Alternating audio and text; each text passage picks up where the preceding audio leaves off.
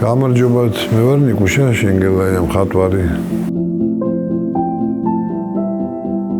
ალბათ ყველა ოჯახში ერთ-ერთი ყველაზე წმინდა ადგილი იყო წიგნების თარო. ჩარჩენილი რაც მაგ ძალიან მძაფრად პირველი წიგნი ეს იყო ეგზიუპერის პატარა პრინცი. აი ზუსტად ეს წიგნი და თავისი ილუსტრაციებით რა.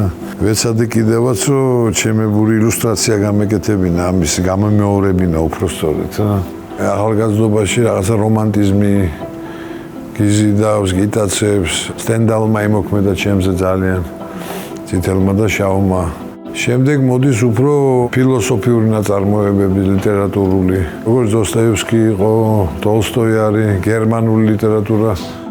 დიპლომი და საკურსო ნამუშევარი იყო ოსტატი და მარგარიტა ბულგაკოვის. ილუსტრაციები მქონდა, რომელიც გამოფენდნენ კაკრა, მოიპარეს. საერთოდ ეგეთი ბედი მაქვს ჩემი სამხატვრო აკადემიის სადიპლომო ნამუშევარის გამოფენიდან მოიპარეს.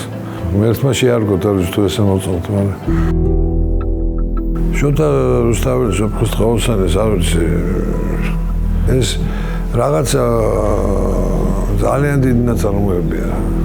ეს არის მწვერვალი ლიტერატურული, რომელიც მე მიმაჩნია რომ არის საფუძველთა საფუძველი.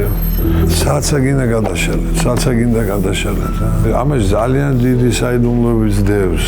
ჯერ მარტო ის რა დღეს რომ ჯობს სიცოცხლესა ნაძახსა სიკვდილის სახელო.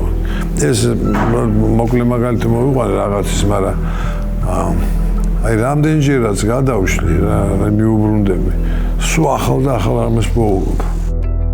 ასევე აი აქ ხედავ ვაჟა-ფშაველას პოეზიას, რომლითაც მთელი ახალგაზრდობიდან მოყოლილი დღემდე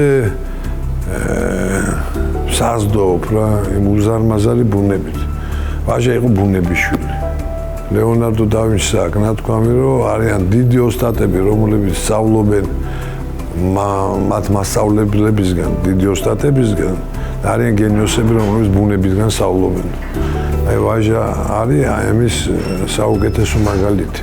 იმ სათნოებიდან და დახვეწილობიდან, როგორ აღწერს ის ბუნებას, ხო, იას უთხარი ტურფასა მოვა და შეგჭამჭიაო, რამხელა პოემებზე, როგორც აულდა კეთელაურია, სტუმარმა სმინძელი, რამხელა ეპოსებია რა საქციელის ადამიანების და ღირსების.